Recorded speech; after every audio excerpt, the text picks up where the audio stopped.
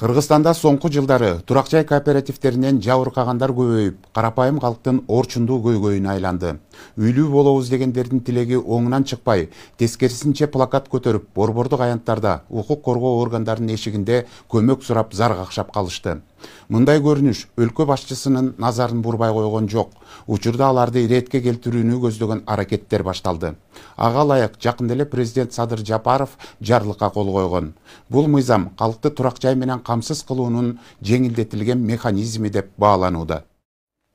Бул мыйзамдын негизги максаты турак жай кооперативинин туткунуна кабылууну алдын алуу жана баш баанектүү болгусу келгендерге ыңгайлуу шарт түзүү. Эми кыргызстандыктардын баары үлүштүк катыш менен ипотекалык үйлөрдү ала алат. Анын алкагында республика боюнча 2026 жылдын соңуна чейин мамлекеттик ипотекалык негизде 13,5 миңдей батир курулуп бүтөт. Учурда Бишкек калаасында мамлекеттик ипотекалык компаниясы 11 блоктон турган 18 кабаттуу турак жайды куруп жатат. Мындан ары өлкөбүздө көп кабаттуу турак жайлар курулуп, бийиктикке карай өсүшүбүз керек. Албетте, мындай мүмкүнчүлүктү мамлекет колго алып жатат. Эми мындан ары өлкөнүн бардык жарандары жана ошондой эле чет жерде жүргөн мекендештер жеңилдетилген шартта ипотекалык батирге ээ боло алышат. Элди социалдык батирлер менен камсыз кылууну жөнгө салууга багытталган жарлыкка ылайык жеңилдетилген шартта батир алууга мүмкүнчүлүктөр түзүлө баштады. Ага ылайык Бишкектин Маликов 91 дарегинде Мураз көп функционалдуу турак жай комплексинде курулуш иштери кызуу жүрүүдө. Бул жерде азыр биринчи этапта 11 блок курулуп атат. 18 этаж. Былтыр мартта биринчи бетонду куйганбыз. Жалпы бул жерде 986 квартира. Мына 18 этажда. 8 блогубуз 1 жана 3 комнатадан турат. 3 блогубуз 1, 2, 3 комнатадан турат. Президент Садыр Жапаровдун жарлыгына ылайык курулуп жаткан ипотекалык негиздеги үлүштүк батирлер сапаттуу жана сейсмикалык туруктуулугу мыкты деген маалымат айтылып жатат. Дал ушул тапта Бишкек калаасында 11 блоктон турган 18 кабаттуу көп турак жай курулууда. Мына өткөндө жер титирегенде эртеси эле келдик. Чуркап эле чыгып карап, эмне болду экен десек, бир жеринде трешинасы жок, эчтеке болбоптур. Сапат жагынан эч ойлонбосо болот да.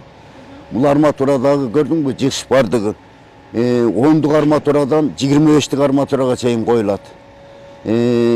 Глубинасы 7,5 метрде турат. Жердин алдында. Мамлекеттик ипотекалык компаниясында учурда батир алуу үчүн дээрлик 19 миңге чукул жаран кезек күтүүдө. Алардын арасында Нуржамал Шаршеева да бар. Ал билим берүү тармагында иштеп, көптөн бери батир алууну максаттап келет. Мындан бир канча убакыт кезекке туруп, учурда кезеги жакындап калганын айтып кубанууда. Азыр шарттар аябай жакшы экен.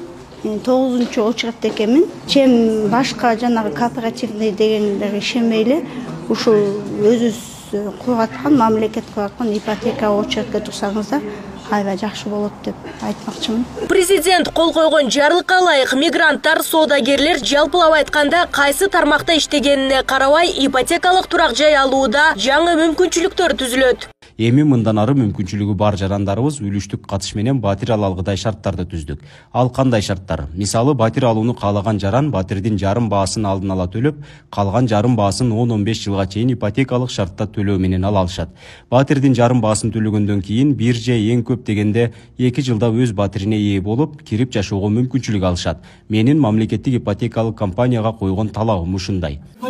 Биз силерге ишенбей калдык да, мондай күн-сутта жүрөбүз. Мынтип турак жай кооперативинин туткунуна кабылып алданып калгандардын маселеси бүгүнкү күнгө чейин созулуп келет. Кооперативдерге мүчө болгондор үй ала албай же акчасын кайтара албай убара. Мындай көрүнүштөрдөн улам өлкө башчысы Садыр Жапаров ушундай чечим кабыл алган. Өзүңүздөргө белгилүү болгондой, кече жакында алдамчы компаниялар элдин акчасын үлүштүк катыш катары чогултуп алып, же батирден жок, же акчаларын кайтарып бере албай качып жүргөндөрүн көрүп ушундай чечимге келдим. Мындан ары жарандардын батир алуу маселесин мамлекеттик ипотекалык компания аркылуу мамлекет колго алабыз. Үлүштүк катары алып берсе жакшы болбойбу беле? Жакшы болот эле, анда кыйла элге жеңилдик болот эле да. Жаш үй бүлөлөр чет жака кетпей, ушул жерден да иштеп төлөп алмак ошо үйлөрдү. Мамлекет болсо жакшы, ишенсе болот. Мамлекеттен алса болот. Анан частныйларга азыр адамдар ишенбей калды. Частныйлар болбой калды да. Проекттер даяр болгондо сиздерди чакырат. Ал эми үлүштүк катыш программасына катышуу үчүн арыз берген учурда 21 жаштан ал эми ипотекалык кредиттин төлөмдөрүнүн акыркы суммасын төлөө учурунда пландалган төлөм графигине ылайык 70 жашка чейинки курак талабы каралган. Ошондой эле катышуучунун күйөөсүндө же аялында жана катышуучунун жашы жете элек балдарында Кыргыз Республикасынын аймагында өздүк турак жайы жок болушу керек. Электрондук арыз МИКтин электрондук порталы аркылуу берилет. Жана башка биздин жарандарыбыз жеке менчик тарапта иштеп аткандар өзүнүн кирешелерин соцфонд жана салык служба аркылуу салык кызматы аркылуу өздөрүнүн кирешесин тастыктай албаган жарандар. Бул категориядагы биздин мигранттар дагы кирет. Өлкө башчысы келечекте өлкөнүн ар бир район шаарларында ипотекалык турак жайларды куруу иштери башталарын да билдирди. Элдин саны көбөйүп жаткандыктан көп кабаттуу үйлөрдү салуу, айдоо жерлерди сактап калуунун бир чарасы. Учурда 7 облуста ипотекалык программа аркылуу турак жайлар курулуп жатат. Бишкек, Скрябин көчөсү 15 кабаттуу 7 үй. Чыңгыз Айтматов көчөсү 18 кабаттуу 6 үй. Маликов көчөсү көп кабаттуу 39 үй. Ош, Набережная көчөсү 9 кабаттуу 2 үй. Аэропортко кеткен жол 9 кабаттуу 103 үй. Жалалабад, Курманбек көчөсү 9 кабаттуу 7 үй. Манас көчөсү 9 кабаттуу 6 үй. Сузак району Ленин айылы 9 кабаттуу 4 үй. Сузак айылы 5 кабаттуу 7 үй. Нарын, Молдоев көчөсү 9 кабаттуу 4 үй. Талас 9 кабаттуу 9 үй. Чолпон ата 9 кабаттуу 103 үй. Каракол, Карасаев көчөсү 9 кабаттуу 103 үй. Баткен, Аксай, Кулунду айылдары 76 жер там. Буга чейин УКМК төрагасы Камчыбек Ташиев да элди турак жай менен камсыздоого мамлекет ири каражат бөлгөнүн билдирген эле. Мамлекет тарабынан, урматтуу туугандар, ушул именно Сузак районуна, город Жалалабад шаарына $100 миллион акча бөлүндү. Жөнөкөй адамдарга үй салып бергиле деп атат.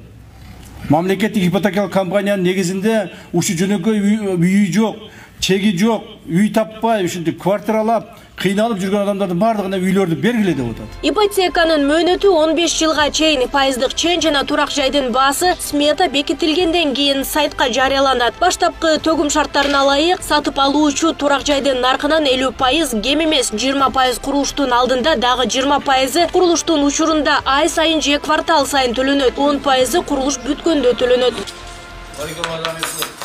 Эскерте кетсек, мурда социалдык ипотека жана жеңилдетилген ипотека багыттары боюнча кезекте турган жарандар баштапкы төлөмсүз курулуп жаткан үйлөрдөн 25 жылга батир алса болот. Ал эми үлүштүк курулуш долбоору турак үй алууга акча чогултуп жүргөндөргө жакшы мүмкүндүк түзүп берет. Нурзада Сыдыкова, Майрамбек Абдибилалуулу, Күндөмү жыйынтык программасы үчүн. Мына ушундай өзөктүү материалдар менен программабызды жыйынтыктайбыз. Күндөмү жыйынтыктын акыркы кабарлары Регион телеканалынын социалдык тармактагы баракчаларында да жайгаштырылды. Студияда мен Азамат Абдиев болдум. Кайрадан бир аптадан соң амандыкта көрүшөлү.